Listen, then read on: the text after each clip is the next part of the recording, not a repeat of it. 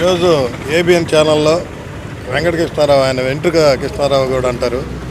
అతను ఎక్కడ లేని లాజిక్లన్నీ తీస్తాడు. ఆయన ఏదో ఆ లోతట్టు ప్రాంతానికి సంబంధించి ఆ ట్యాంక్ బండ్ అంటున్నాడు, బెడ్ అంటున్నాడు. అంటే ఇతనేదో చిన్నప్పుడు దాంట్లో ఏదో నేర్చుకుని వచ్చినట్టుగా 4 ముక్కలు నేర్చుకుని వచ్చి ఒక మాజీ సీఎం ఆయన జగన్మోహన్ రెడ్డి గారు, అతను గతంలో పరిపాలించేటప్పటికి అతనికి ఎంత నాలెడ్జ్ ఉంటుంది ఆ నదుల మీద, ఆనకట్టల మీద, వాటి మీద కనీసం ఆ మర్యాద కూడా ఇవ్వకుండా ఆ రకంగా మనిషిని కించపరిచేటట్టుగా, మనిషి వ్యక్తిత్వాన్ని హననం చేసేటట్టుగా మాట్లాడటం తీవ్రంగా ఖండిస్తున్నాం వైసీపీ తరఫున.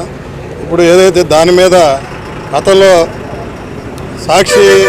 సాక్షి టీవీలో కూడా ఏదైతే డిబేట్ జరిగేటప్పుడు ఒక వ్యక్తిని మాట్లాడారని ఎట్టయితే కేసులు పెట్టి వాళ్ళని అరెస్ట్ చేశారో, మరి ఈరోజు కూడా అటువంటి ఆ వ్యక్తిని ఆ రకంగా అవమానించినట్టు మాట్లాడిన దాని మీద ఈరోజు తాలూకా పోలీస్ స్టేషన్లో కేసు పెట్టడం జరిగింది.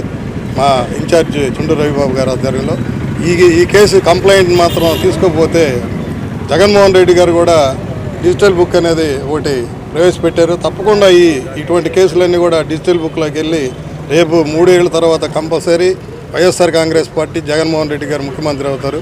అప్పుడు ఈ డిజిటల్ బుక్లో ఏదైతే ఇటువంటి కేసులు ఉన్నాయో మీరు ఇప్పుడు ప్రభుత్వంలో సంబంధించి తీసుకోకపోతే ఈ అధికారులు కానీ పోలీస్ శాఖ కానీ తప్పకుండా ఆ రోజు డిజిటల్ బుక్ ద్వారా ఈ కేసులన్నీ తిరగతోడతామని తెలియజేస్తూ అండి.